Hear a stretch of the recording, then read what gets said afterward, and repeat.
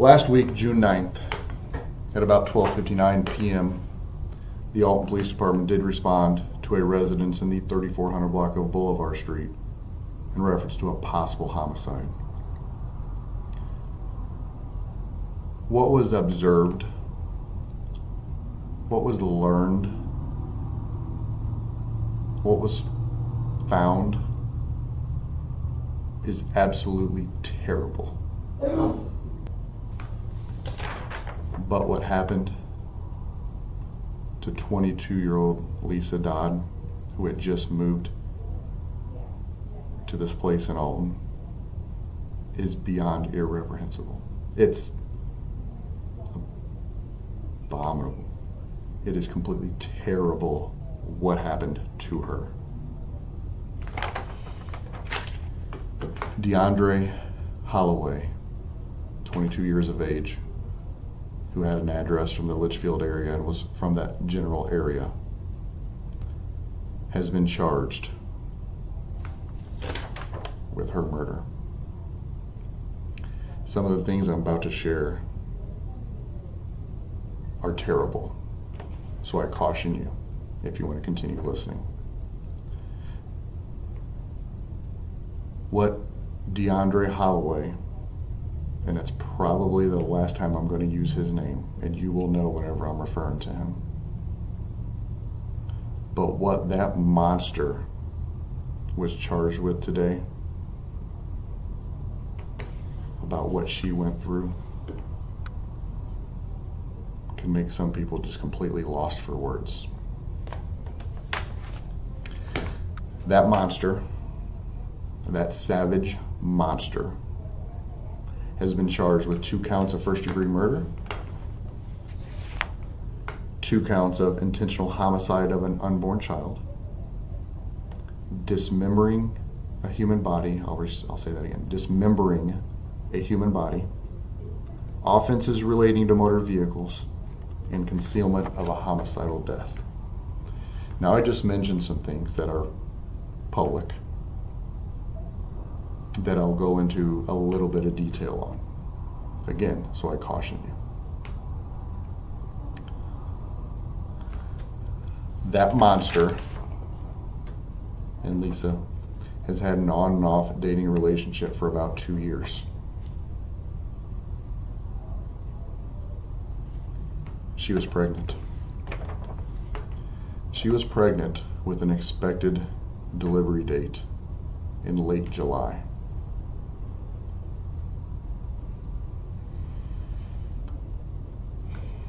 Before I forget to mention this, that monster is charged with 2 counts on each of those charges I just mentioned before. Those are relative to the theories of murder. She was savagely killed. She was decapitated. My daughter's boyfriend killed her. He chopped her head off. These were the words that shattered a quiet Thursday afternoon in Alton, Illinois, as a mother discovered the unthinkable. What you're about to hear is so disturbing, so brutal, that no streaming platform would dare touch it. This is the story they don't want you to know. Before we dive into this nightmare, I need to know, where are you watching from tonight? Drop your city or country in the comments. Some people scroll by true crime videos. You didn't. That means something. That means you care about justice, about remembering victims like Liese Dodd. And if this case moves you the way it's moved thousands of others, hitting that subscribe button costs nothing but helps ensure stories like Liese's are never forgotten. Because when we stop talking about these cases, the victims fade away forever. Just past midnight on June 9, 2022, security cameras captured something that would haunt investigators for months. A lone figure emerges from an apartment building, clutching a white laundry basket against his chest. He moves with purpose through the darkness, disappearing behind a smoke shop where industrial dumpsters wait like hungry mouths. What was inside that basket would turn a peaceful neighborhood into a crime scene that seasoned detectives still have nightmares about. The man in the footage was Deundrea Holloway. The basket contained the severed head of his pregnant girlfriend, 22-year-old Liese Dodd. Hours earlier, construction workers had been going about their routine, clearing debris from a renovation project. But when one worker approached the red dumpster that morning, he found something that made his blood run cold. There was blood everywhere, the worker would later tell police, his voice shaking. Clothes scattered around, shoes with blood on them. Female shoes. Male shoes. And then I saw the knife. The serrated blade, still sticky with dried blood, would become a key piece of evidence in one of Illinois' most horrific domestic violence murders. But let's rewind to understand how we got here. How a young woman with her whole life ahead of her, just weeks away from becoming a mother, became the victim of such unimaginable brutality. At 1 p.m. on June 9, Heidi Noel pulled up to her daughter's apartment building. Liese hadn't answered her phone in over 15 hours, completely unlike her, especially this close to her due date. Something felt wrong in Heidi's gut, that maternal instinct that screams danger when your child is in trouble. Using her key, Heidi let herself into the building and climbed to the second floor. Liese's apartment door was unlocked. The silence inside was deafening. What Heidi found in her daughter's bedroom defied human comprehension. Liese's body lay still, a towel wrapped around her neck like a grotesque turban. But underneath that towel, where her daughter's beautiful face should have been, there was nothing. The 911 call that followed will forever be burned into the memory of everyone who heard it. 911 was the address. Yeah. Hi. Listen. My girlfriend's daughter is killed. Yeah.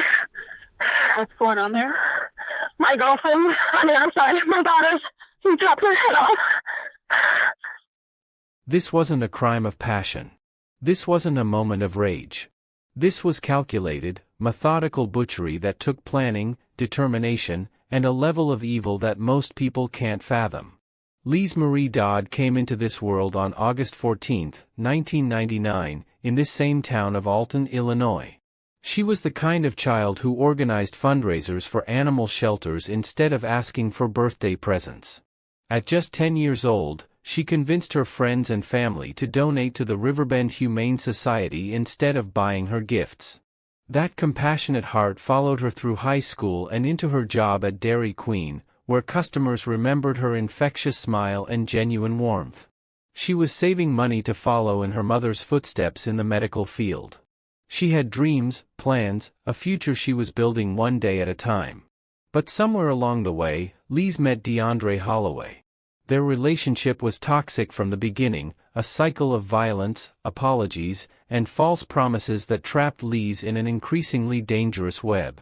Her boss at Dairy Queen watched helplessly as Liese showed up to work with black eyes, bruised arms, and excuse after excuse.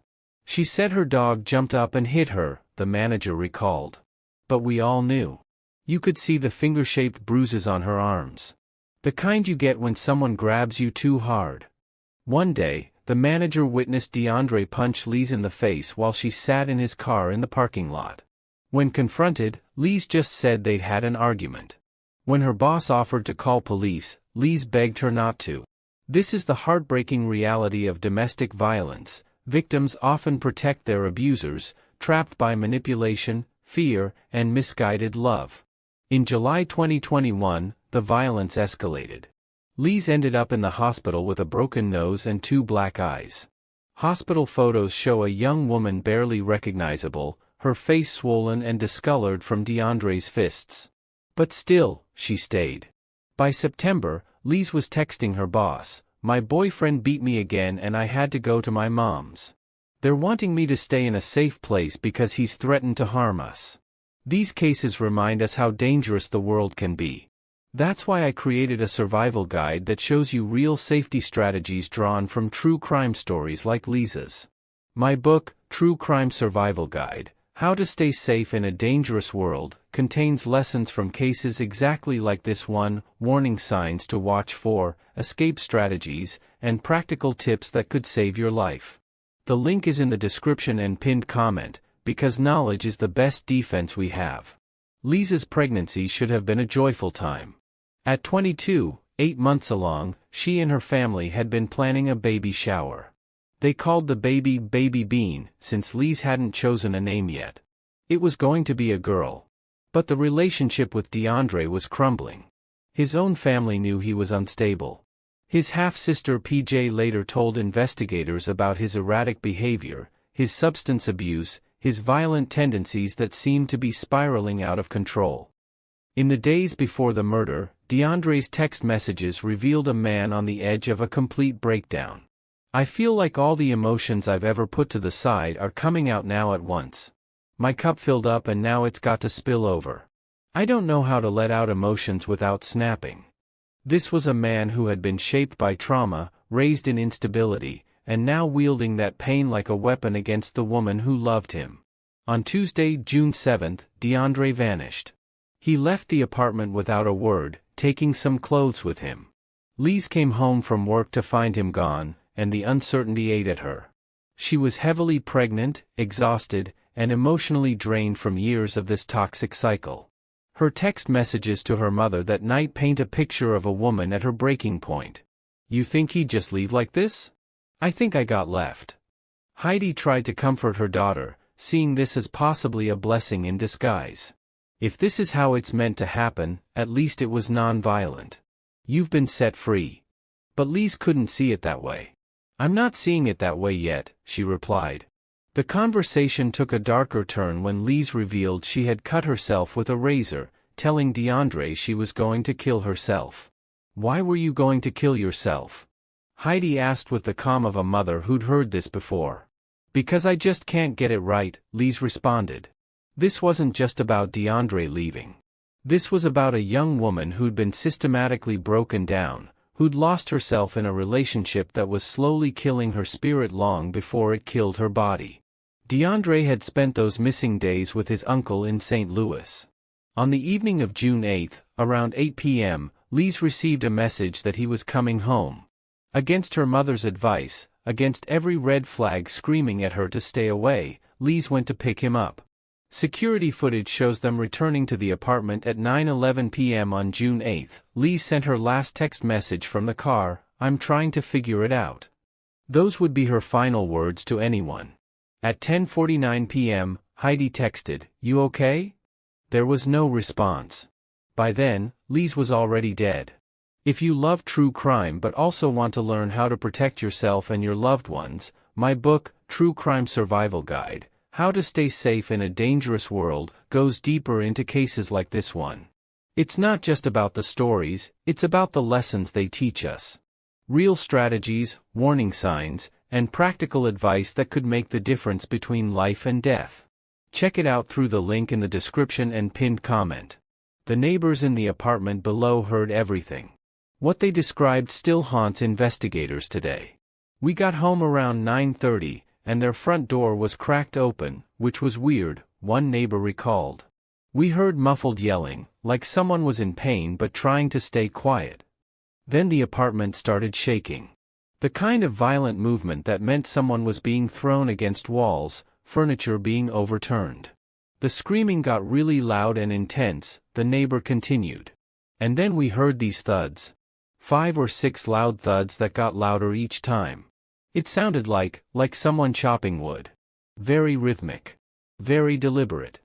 That rhythmic chopping sound was Deundrea severing Liese's head from her body. After the chopping stopped, everything went quiet. The screaming, the shaking, everything just stopped, the neighbor said. "That's when we knew something was really wrong. They heard footsteps going outside, then coming back in. Lights in the apartment kept turning on and off. Someone was up there, but they couldn't tell who." The neighbor texted their landlord, "Someone started screaming for 5 minutes straight. Then thumping started back up. If we hear it again, we'll call the cops." But they never heard it start again because there was nothing left to hear. Liese Dodd was dead. What happened next shows the cold, calculated nature of Deundrea's actions. This wasn't a crime of passion, this was methodical disposal of evidence. At 11:57 p.m., security cameras captured Deundrea emerging from the building with that white laundry basket. He'd changed clothes, put on a face covering, and wore different shoes. He approached Liese's car but didn't get in, he'd forgotten the keys. He went back inside, retrieved the keys, and returned with the basket. The footage shows him walking toward the smoke shop, disappearing behind it where the dumpsters waited. Additional camera angles captured him at 12:01 a.m., throwing the laundry basket into the dumpster along with bloody clothes. Inside that basket was Liese's severed head, the final indignity in a relationship built on violence and control. 2 hours later, Liese's car was gone from the parking lot. Deundrea had driven it to his mother's house, arriving at 2:30 a.m. in a state of manic panic. His sister, who was awake watching Netflix, heard frantic banging on the door. She looked outside and saw Liese's black car in the driveway, but Liese wasn't with him. By 10 a.m. the next morning, Deundrea was in the bathroom cutting off his dreadlocks, hair he'd been growing for 2 years and was proud of. When his half-sister PJ asked why, he just said, "Fresh start." But it wasn't a fresh start he was after. It was an attempt to change his appearance, to become less recognizable after committing the most heinous crime imaginable. He asked his mother for new clothes, throwing his bloody garments outside by the trash can. His grandmother noticed he had Liese's ID, debit card, and keys, possessions he couldn't explain having. When asked about the keys, he claimed he found them on the ground, but couldn't say where. His grandmother, sensing something was wrong, took the items to return to Liese, not knowing Liese was already dead. This took me hours of painful research, reading autopsy reports, police files, and listening to the cries of mothers whose warnings were ignored. If you felt safe watching from your screen, the least you can do is hit that subscribe button. Because these stories matter. These victims deserve to be remembered. Around midday on June 9th, as Liese's mother was discovering her daughter's mutilated body, Deundrea left his family's house on foot, claiming he was going to cut some grass. He never said where. He'd left Liese's car parked on the street with a handwritten, "For sale," sign in the window, one final attempt to distance himself from the evidence of his crime. But his behavior had been too erratic, too suspicious. When police arrived at his mother's house with a search warrant that evening, they found his discarded bloody clothes in the trash can, along with his cut-off dreadlocks wrapped in toilet paper. Deundrea himself was already in custody. He'd been arrested that afternoon in nearby Gillespie for marijuana possession, a minor offense that would lead to murder charges. The arrest footage shows a man completely unhinged. He paced frantically, questioned every command, and at one point began laughing and banging his head against the wall while in custody. "I'm not scared of you," he told officers. "Do it. Make me sit down." This was someone who'd crossed a line so far beyond normal human behavior that he seemed to exist in a different reality altogether. When Alton investigators sat down with Deundrea for a formal interview, he refused to cooperate. He wouldn't even confirm his name, though they already knew who he was. He claimed to be dissociated and asked for medication, then requested a lawyer, ending the interview. On June 13, 2022, Deundrea Holloway was formally charged with 2 counts of first-degree murder, one for Liese, one for her unborn daughter. Additional charges included intentional homicide of an unborn child, desecration of a human body, and concealment of homicidal death. His bond was set at $2 million. The case generated intense local emotion. Police Chief Jason Simmons called it "beyond surreal, completely terrible what happened to her and her unborn child." Deundrea's stepfather, Chris Hawk, made a YouTube video addressing the public, trying to provide context for the horror. "I want to offer my condolences to the Dodd family. I cannot imagine what you must be going through. What happened was an extreme act of evil. We are all shocked. We knew he was capable of violence, but we never saw this coming." Hawk revealed that the family had been trying to get Deundrea mental health treatment for 3 years, but were told, "We can't hold him unless he's done something. Our system fails people with mental problems," he said. "This is tragic what mental illness has done to him. I'm not advocating that Deundrea should ever be allowed in civilized society again.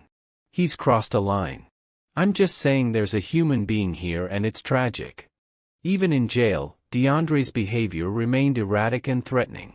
He refused to leave his cell, made threats against corrections officers, including saying, "I will cut off your head," and had to be forcibly restrained to appear in court.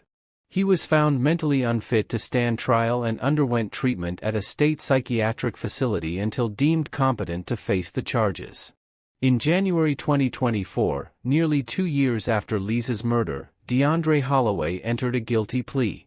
On January 17, 2025, he was sentenced to 60 years in prison, 30 years for murder, 20 for the homicide of the unborn child, and 10 for concealment of death, to be served consecutively.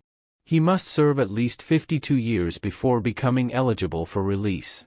He'll be in his 70s if he ever sees freedom again. And some people are saying that's not enough for the cruel and terrible thing he did to Liese Dodd, and maybe they are just right. If you enjoy the stories I share here, you'll love my new book, True Crime Survival Guide: How to Stay Safe in a Dangerous World. It goes deeper than these videos, with real case lessons and practical tips to help keep you safe.